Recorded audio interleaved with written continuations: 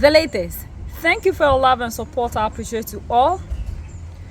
What we have been saying about South Africa is finally coming to pass. That these people that are in South Africa in the guise of Africans are not really Africans, and they will do everything possible to reclaim their country, South Africa. And it seems what we are saying, and South Africans always tell us we should mind our business and leave the South Africans alone, because we, the other ones, are racists and foreigners, and these ones are their brothers. It's finally happening. Afri Forum and Solidarity Movement, according to reports, are doing everything possible to meet Donald Trump to ask for help so that they can petition South Africa. We know that recently Donald Trump has come out to pick a beef with Cyril Ramaphosa concerning the land dispute in South Africa. We know that the white South Africans were just a minority of the population or majority of the land, and the indigenous South Africans have nothing to show. And for decades this has been happening. Then Cyril Ramaphosa decided that enough of this injustice, so the land must be distributed equally for everyone to have his or her share. And the white South Africans said no. And Donald Trump sat in the United States of America and have a problem with that, because according to Trump, there is some kind of discrimination made by Cyril Ramaphosa. The land reform mustn't go through, and if it should, they are going to be facing sanctions. And we've seen that there's been this kind of hot argument between South Africa and the United States of America. Finally, when things were not going on well, we realized that Trump decided that he was going to give them refugee status. And the white South Africans decided that South Africa is their home for 400, 300 years. Their grandparents have lived on the soil of South Africa. And so for that reason, they do not see themselves as Europeans, but rather Africans. So they want to be in South Africa, not knowing they have a different agenda. They want to be in South Africa where they can have their own land, part of the land, calling their own. So I don't know whether it's going to be Africa or South Africa East or South Africa. So these people do not want to leave South Africa, because what they are getting in South Africa, when they move out of South Africa, they are not going to get it anywhere. The kind of money they are making and the kind of luxury they have, the land, where will they get that in the world if not in Africa? So these people are doing everything possible to push for the agenda. If we do not get the land, and if we are not moving out of South Africa, then we have to make sure that we will live in South Africa, have our own land that will not have whatsoever. So if Donald Trump should succeed in helping them, if Donald Trump should succeed in helping them acquire their own country, then the vast land that they owe, the black South Africans, I don't know what their fate is going to be. These people that said we should mind our business. From various bodies cautioning against divisions like the president is. How has that visit and the subsequent meetings been received where you are? It's difficult to give you a precise articulation as to how the visit is going. We reached out to Cully Creel, the CEO of AfriForum, to understand better whom they were engaging with, be that at the White House or subsequently Bongiwe with members of Congress. Both we understand in the Senate Foreign Relations Committee and the House Foreign Relations Committee. We understand that that engagement is continuing, but to the specifics, we do not know exactly who they met with in the White House. One can assume from the picture they posted online, the four members of the delegation from AfriForum and Solidarity. The picture was from the Eisenhower Executive Office building, which stands next to the White House. It tends to house lower level U.S. administration officials. By that, I don't mean that they are necessarily junior people. It's just lower than perhaps president himself, the vice president, or a cabinet secretary. So who exactly they engaged with, we don't know. We do understand, though, from their social media posts that they have also been engaging with members of Congress. They say that they have received a very warm welcome and that there is growing concern on the Capitol Hill as it pertains to the African National Congress's policies in the main. But to the specifics, we certainly don't know that. I also reached out earlier this week to Ambassador Ibrahim Rasool to get a better understanding of his understanding of their visit to the United States. He said they did not work with the embassy in organizing this trip. Normally, South African delegations, be that government or otherwise, tend to work with the missions. For example, the South African consulate here in New York, with the embassy in Washington, D.C. That didn't happen. But I can tell you, Bongiwe, that as much as AfriForum and Solidarity are now engaging with members of Congress here in the United States, so is the South African embassy in Washington. Ibrahim Rasool telling me that he's had meetings with the hardline MAGA Republicans in Congress. He's also met with mainstream Republicans. He also talked about the different shades of the members of the Democratic caucus on Congress that they've been engaging with. He talks also about the level of surprise. For example, let me read what he says here. The encounters of the Hill have seen a quiet embarrassment that the Trump administration is considering white Afrikaners as victims of oppression or as refugees. And it says, quote, it's easy to push back on the land issue. You know, there's this notion that South Africa is expropriating land without compensation based on what Trump has said in his social media posts. So there is engagement happening on all fronts. The question really becomes, where do all these matters land? And early indications are that the South African government is very much up against it here. And speaking about that, Sharon, right, what does Ambassador Rasool say, becomes then the implications and the difficulty in speaking to different voices here? Because if you are now trying to say one thing, and then there's another group from your country saying another, it does make the conversations difficult, I suppose.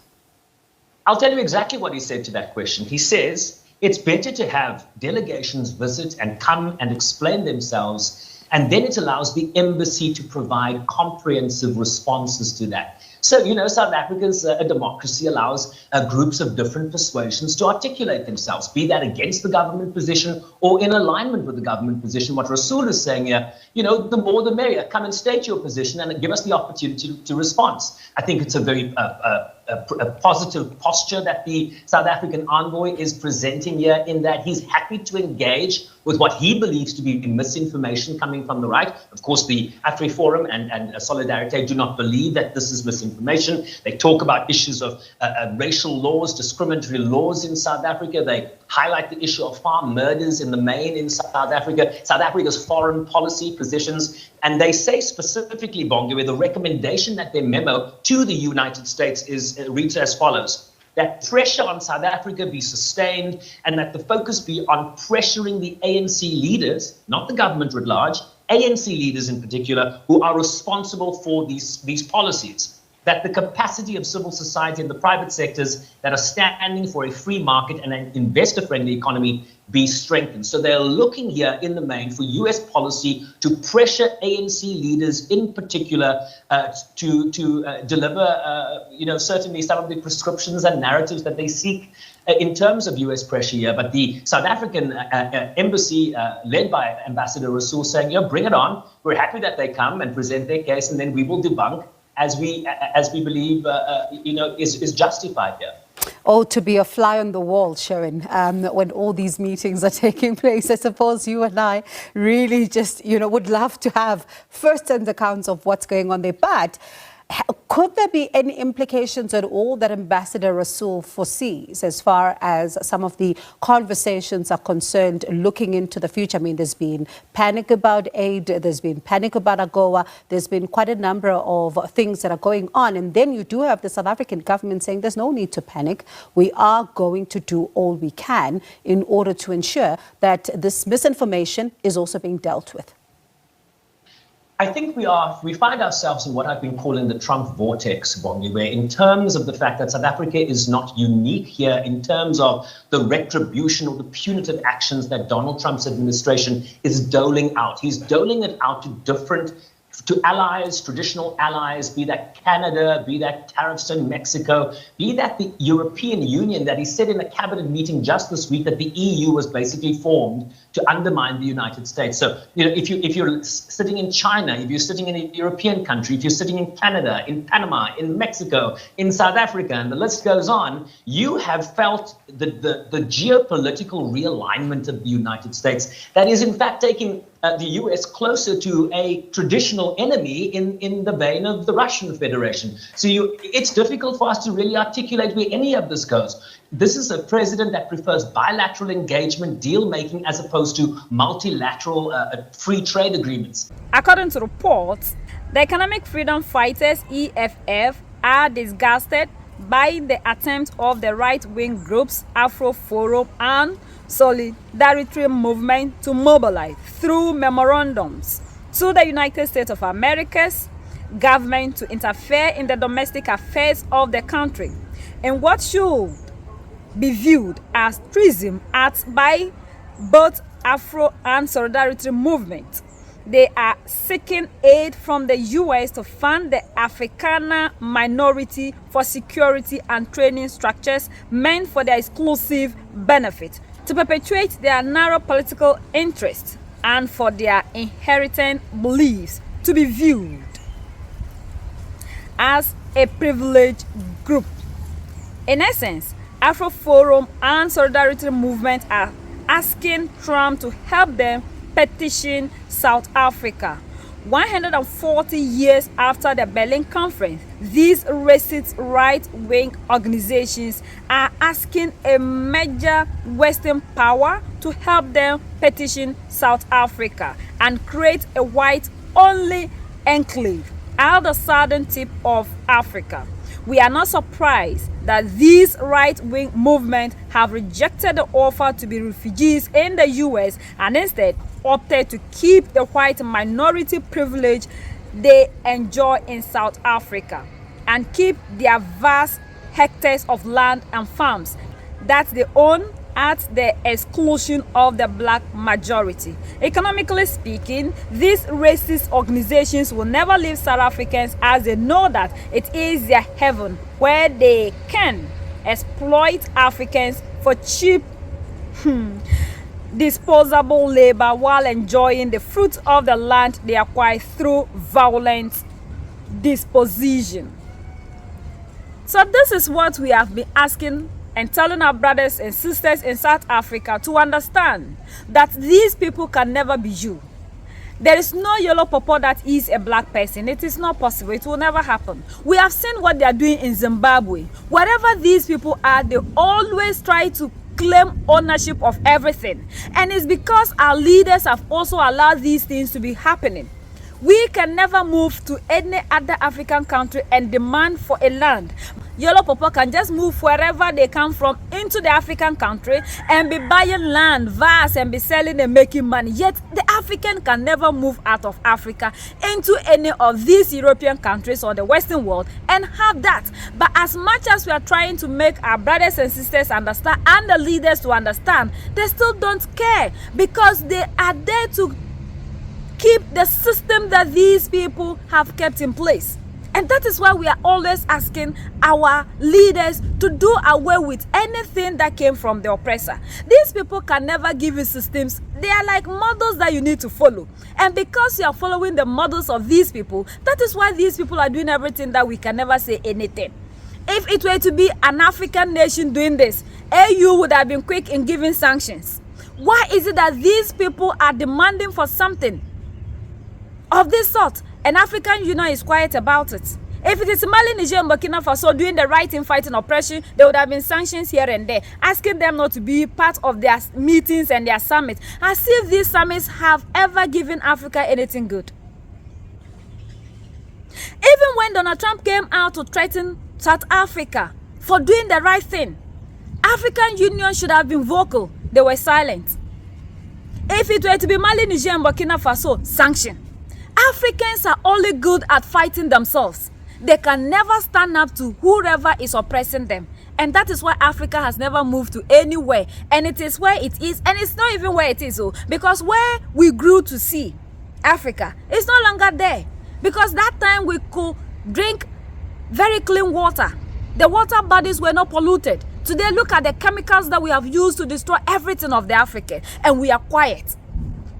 People are bringing things into the continent that are not good. The African Union is quiet. African leaders are always quiet. Anything that has to do with yellow pawpaw, African leaders cannot say anything. How can we live on our own soil and these people will come into the soil? oppressed us for centuries. Oppressed us for centuries. And now they are asking for international help to have a say. When they were coming from wherever they came from, did they bring land?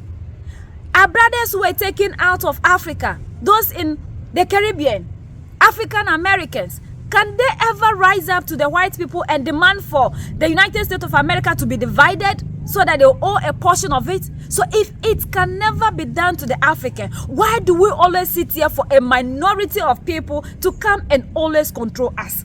And the leaders are quiet because it has to do with Yolo Popo. So when?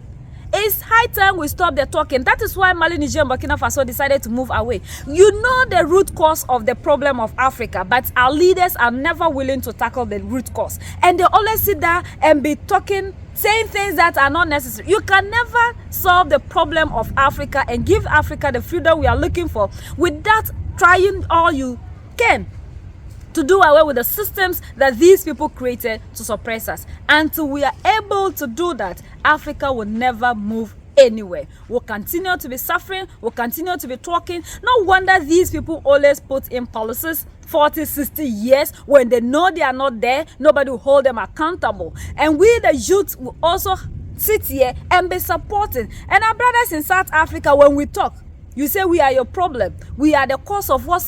We are never the cause of the black South Africans. These are the narratives that these people kept in the heads of our brothers and sisters in South Africa, that always when they see their brothers in the dark skin, they tend to hate them. These are some of the systems we are talking about. The hatred towards one another is what these people have kept in place. These are the divide and conquer strategies. But we have never come to realize it. Another apartheid. How can you be on your land and you can never have a say? This is so pathetic. And we have to all unite as a people until we see ourselves as one people and channel the energy and the hatred towards the other skin type. Africa, we've not seen anything. This is even communist. After South Africa, they will now move to different. Now that they are even coming into other African countries to gain citizenship, what we are seeing in South Africa is the same thing that will continue to happen. It's better you stop giving citizenship to these people. Yolo Popo can never become an African. This is how it's going to start. Like what we are seeing in South Africa. Before we realize these people acquire vast majority of the land and they will not be demanding for what they are demanding in South Africa. So African leaders, it is high time. We owe and have laws that will govern our land, like Mali, Niger, Burkina Faso are doing. Like what Captain Ibrahim Traore have done. A foreigner must not be able to own a land here. It is not possible. If we cannot move out of Africa and own a land there, it should be the same. Why is that when it comes to these people, you can never stand up to them? And you always fight your brothers who are doing the right thing to safeguard the country and the land for we, the young ones. It's so painful. But it's high time. All these things that are happening is calling us all to come together wherever we are, whether in Africa or in the diaspora. And those of us with the mentality that we are Jews, so we are not Africans, please, we have to desist from that. Everybody came out of Africa. So wherever you had that narrative that because you are wherever, you are not, it's not true. You are an African. As long as the skin color is the same, you are never from anywhere. You are never Jews, Hebrew. You are just an African, simple. United we stand. Divided we fall, and united we keep standing forever and ever. The greatest enemy of the African is mental slavery. So let's decolonize ourselves from mental slavery. Let's keep sharing to educate our brothers and sisters. Together we make African great for ourselves and the next generations that are going to come. So that's the latest around the world, in Africa and in South Africa.